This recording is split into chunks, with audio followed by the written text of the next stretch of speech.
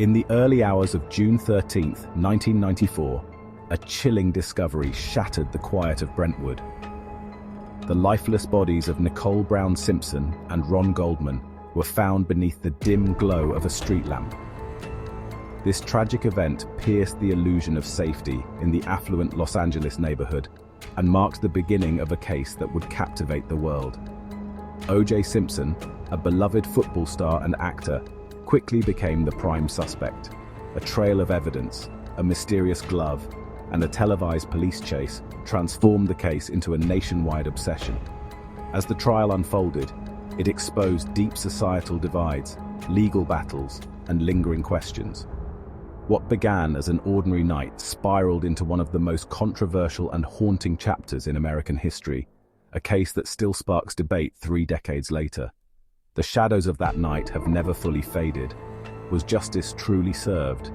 Or is the truth still buried beneath fame, influence, and unanswered questions?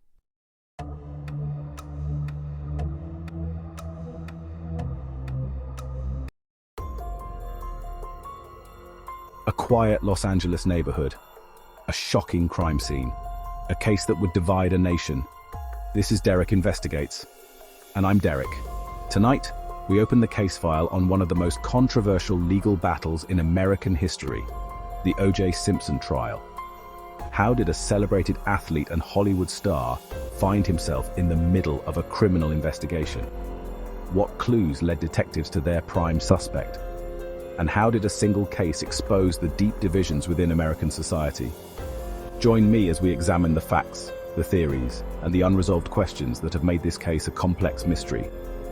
If you're drawn to stories that challenge perceptions and leave you questioning the truth, be sure to like this video and subscribe. Your support helps us continue exploring the mysteries that still linger. Now let's go back to June 1994, to the moment that started it all. Brentwood, Los Angeles, a neighborhood where luxury met tranquility.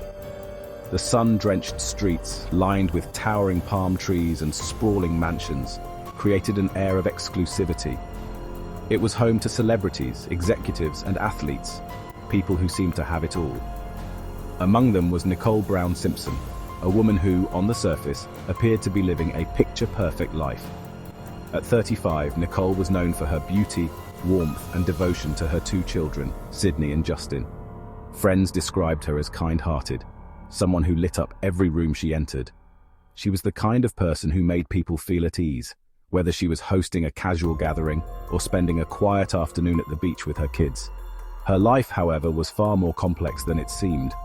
Nicole had once been married to O.J. Simpson, the legendary football star turned actor. Their relationship had captured public fascination, a seemingly glamorous love story between a sports icon and his adoring wife. But behind the magazine covers and red carpet appearances, their marriage was troubled. After years of turmoil, Nicole made the difficult decision to leave, finalizing their divorce in 1992. Though their marriage had ended, O.J. remained a looming presence in her life. They shared children, mutual friends, and a tangled past that was hard to escape. Still, Nicole was determined to carve out a new life for herself. She spent her days focusing on her children, surrounding herself with close friends, and enjoying the quiet moments that Brentwood offered. Sunday, June 12, 1994, began like any other day. The sun bathed the city in golden light as Nicole spent time with her family. That evening, she dined at Mezzaluna, a cozy Italian restaurant she often visited. The meal was relaxed, filled with laughter and conversation. Nothing seemed out of the ordinary. Then, the night fell, and everything changed. The streets of Brentwood were unusually still that night. The city had settled into a peaceful rhythm, with only the occasional sound of a passing car disturbing the silence. Inside her home on South Bundy Drive, Nicole was winding down for the evening. Across town, 25-year-old Ron Goldman, a waiter at Mezzaluna, had just finished his shift. A thoughtful and well-liked young man, Ron had planned to head home for the night until he received a call. Nicole's mother had accidentally left her glasses at the restaurant. Ron, always eager to help, offered to drop them off on his way home, a simple gesture, a small act of kindness. By 10 o'clock p.m., he was on his way to Nicole's house. Around the same time, a faint but persistent sound disturbed the neighborhood's calm. It was Nicole's Akita dog, barking, a sharp, anxious sound that carried through the night. The dog's distress didn't go unnoticed. Neighbors heard it but brushed it off. After all, Brentwood was a safe neighborhood. But something was wrong. Shortly after midnight, a neighbor saw the Akita wandering outside, its white fur marked with something dark. The dog was unsettled, pacing, whimpering. Concerned, the neighbor followed it. What they discovered would send shockwaves across the nation. Nicole's home, a place once filled with warmth and laughter, now stood eerily silent. A dim porch light flickered, barely illuminating the pathway leading to the front door. And there at the foot of the steps lay the bodies of Nicole Brown Simpson and Ron Goldman. The scene was surreal, an unthinkable tragedy unfolding in one of Los Angeles' most exclusive neighborhoods. Authorities arrived quickly, but the more they examined the evidence, the more questions emerged. A single black glove was found near the scene. Footprints trailed away into the night. Nicole's children, asleep inside, had somehow remained undisturbed, and the Akita, now whimpering softly, stood guard over the house, refusing to leave. What had happened in those missing minutes between 10:15 and 10:40 p.m.? The pieces of the puzzle didn't quite fit. There was no sign of forced entry. The crime seemed deliberate, personal. But who could have done this? And why? As the first rays of morning light stretched over Brentwood, the quiet neighborhood awoke to an unthinkable reality. A murder had been committed, and the search for answers was just beginning. The investigation into the shocking deaths of Nicole Brown Simpson and Ron Goldman began with an air of urgency and chaos. As dawn broke over Brentwood on June 13, 1994, the serene neighborhood became a flurry of activity. Yellow police tape cordoned off Nicole's home, and investigators moved methodically through the crime scene, cataloging every detail. What they found was puzzling and chilling, hinting at a deeper mystery. The most striking clue was the trail of bloody footprints leading away from the scene, seemingly made by a single individual. Nearby, a bloodied glove was discovered, discarded in the bushes. The glove appeared out of place, almost as if it had been dropped in haste. Inside Nicole's house, her children remained unharmed, sleeping through the night. An eerie detail that left investigators with more questions than answers. The lead detectives, including Mark Fuhrman, grappled with the grim evidence. Their task was monumental, to piece together the events of that fateful night and determine who could have committed such a heinous act. Early interviews with neighbors and friends painted a picture of a quiet evening disrupted by unexplained noises and the frantic barking of Nicole's dog. Hints of tension began to emerge. As investigators delved into Nicole's life, they uncovered details about her strained relationship with O.J. Simpson. There had been previous allegations of domestic disputes, painting a picture of a tumultuous past that couldn't be ignored. But was O.J. a grieving ex-spouse, or was there more to his story? Evidence continued to surface, each discovery deepening the mystery. Blood spatter patterns, unusual behavior from key individuals, and a timeline that raised as many questions as it answered left investigators in a race against time. Frustration mounted as leads took unexpected turns, but one fact was undeniable: this was no random act. Detectives turned their focus to O.J. Simpson, whose connection to Nicole made him an obvious person of interest. When police contacted O.J., they found his behavior odd. He offered little resistance when asked to provide a statement, but seemed evasive about his whereabouts on the night of the murders. The investigation gained traction when forensic evidence linked O.J. to the crime. Blood samples from the scene, as well as the infamous glove found at Nicole's property, pointed toward him. A second glove, matching the first, was discovered at O.J.'s Rockingham estate. Both gloves carried traces of Nicole's and Ron's DNA, along with O.J.'s. Detectives also found bloodstains in O.J.'s vehicle and driveway. These details painted a grim picture, but questions lingered. Could this evidence have been planted, or was it an irrefutable connection to the crime? O.J.'s response to the mounting evidence shocked the nation. On June 17, 1994, instead of turning himself in as agreed, He led police on a now infamous low-speed car chase in a white Ford Bronco. The chase, broadcast live on television, captivated millions. Inside the vehicle, police found a gun, a disguise, and a suicide note. The scene was surreal. Was this the desperate act of an innocent man, or the actions of someone with everything to hide? The trial that followed became a media spectacle. Dubbed the trial of the century, it showcased a clash of legal titans, dramatic revelations, and an intense public debate about race, celebrity, and justice in America. Forensic details took center stage. The prosecution presented what they claimed was a damning case, while the defense argued inconsistencies, mishandling of evidence, and racial bias by law enforcement. The infamous moment when O.J. tried on the bloodied glove in court, "If it doesn't fit, you must acquit," remains etched in legal history. And then came the verdict. 2 words that sent shockwaves through America: not guilty. Despite the forensic evidence and intense courtroom battles, O.J. Simpson was acquitted of the murders in 1995. For some, the verdict was a triumph, proof that the justice system could work even against the odds. For others, it was a stunning failure, a moment where truth slipped through the cracks of legal strategy and public perception. Trials are meant to be a search for truth, but experience has shown me that truth in a courtroom is rarely absolute. I've seen cases where the facts seemed irrefutable, where forensic evidence, witness testimony, and motive aligned seamlessly, yet the final verdict defied expectations. But this was something altogether different.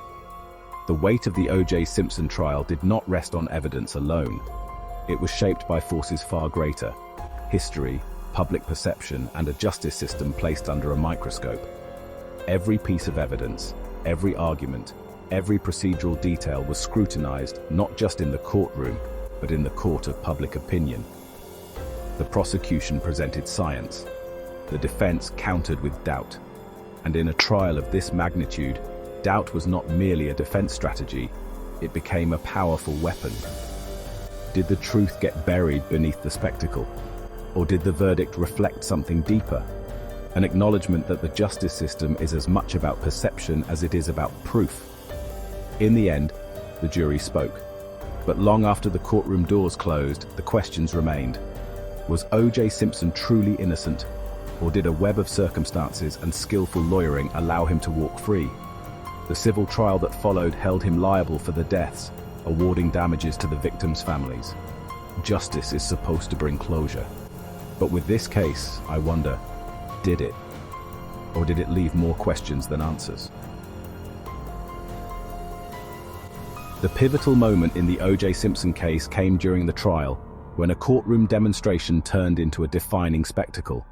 Prosecutors presented the infamous bloodied glove found at the crime scene and its counterpart discovered at Simpson's Rockingham estate. 2 crucial pieces of evidence that, if linked to O.J., could seal his fate. The courtroom was silent, tension thick in the air as Simpson was asked to try on the glove before a captivated jury. I've been in enough courtrooms to know, when the jury is watching, every detail matters. And in that moment, as O.J. stood before them, struggling with the glove, something shifted. A single visual cue can sometimes outweigh even the most compelling forensic proof. O.J. tugged, pulled, twisted, but the glove appeared too tight. The prosecution watched in disbelief as their key piece of evidence seemed to backfire before their eyes. Seizing the moment, defense attorney Johnny Cochran emphasized the point with a now famous line: "If it doesn't fit, you must acquit." It was a masterstroke, a phrase so simple, so direct, that it planted an irreversible seed of doubt in the minds of the jury and the public. Suddenly, it didn't matter how much DNA was found, or how compelling the prosecution's timeline was. The defense had given the jury something tangible to latch onto, something they could see with their own eyes. But was the gloves fit enough to unravel the complex web of evidence? Forensic analysts had tied O.J. to the crime scene through DNA found on the gloves, in his car, and at his home. The blood evidence, the timeline, the erratic behavior, it all pointed to something sinister. Yet the defense's relentless narrative of evidence tampering, racial bias, and police misconduct struck a chord with a nation already grappling with deep societal divisions.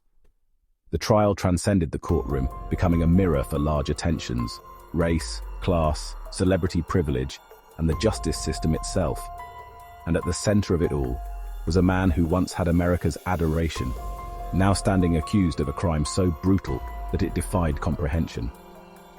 Could this single moment, the ill-fitting glove, have swayed the course of justice? Or was it just another piece in a much larger puzzle, one that was still missing vital pieces? While the glove demonstration may have been the most theatrical moment of the trial, the case itself rested on a mountain of forensic evidence. DNA linked Simpson to the crime scene, and blood matching both victims was found in his Ford Bronco and at his home. The timeline was damning, the behavior suspicious. By all logic, the case should have been airtight, but logic doesn't always dictate courtroom outcomes. The Los Angeles Police Department faced scrutiny due to past misconduct and allegations of racial bias. The defense argued that investigators, particularly Detective Mark Fuhrman, were influenced by racism, raising doubts about the integrity of the evidence collection process. As a result, the trial became not just about O.J. Simpson's guilt or innocence, but also about the credibility of the LAPD. In cases like these, even when the evidence appears overwhelming, how it's handled matters just as much as the facts themselves. Chain of custody, proper documentation, and investigative integrity. Any misstep can introduce reasonable doubt, and that's exactly what happened here. The DNA evidence pointed to Simpson. The blood trail, the gloves, the timeline, it all seemed undeniable. But when questions were raised about how that evidence was collected, whether it was contaminated or even deliberately mishandled, doubt took hold. And in a courtroom, doubt is sometimes all it takes to shift the outcome. The prosecution fought back, presenting expert testimony, crime scene reconstructions, and DNA analysis.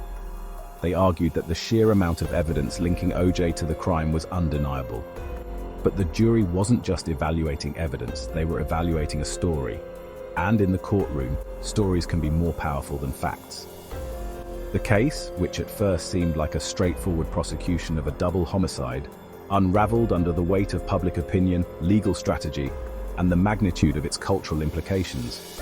What started as a criminal trial became a spectacle, a trial not just of O.J. Simpson, but of the American justice system itself. And as the nation held its breath, the final verdict would send shockwaves through history. As the trial concluded in October 1995 with Simpson's acquittal, shockwaves rippled across the nation. For Nicole and Ron's families, the verdict was a devastating blow. Their grief was compounded by the unresolved questions surrounding the case.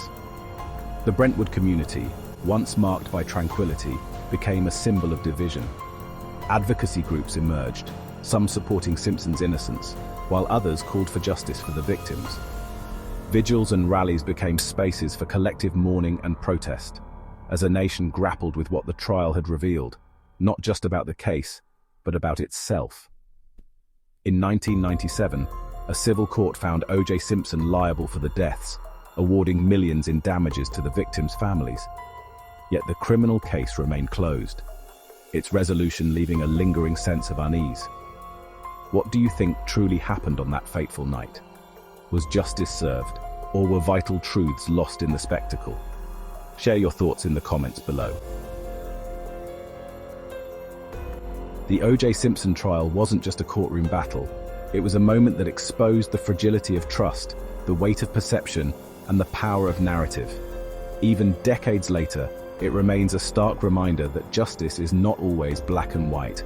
Thank you for watching and being part of our community here at Derrick Investigates. This case was more than just evidence and legal arguments. It was a reflection of our society, our biases, and the fine line between truth and belief. Did O.J. Simpson walk free because of a masterful defense, or was he truly innocent? The debate continues, and the scars of this case still linger. At Derrick Investigates, we aim to shed light on the most perplexing and impactful stories of our time. If this case moved you, show your support by liking this video, sharing your thoughts in the comments, and subscribing with the bell icon on. Together, we can keep these voices alive and shine a light on the forgotten. And this isn't the end. There are more cases where truth and justice collide in ways no one expects. Until next time, Stay curious, question the unexplained, and never stop seeking the truth. I'm Derrick, and I'll be back soon with another investigation.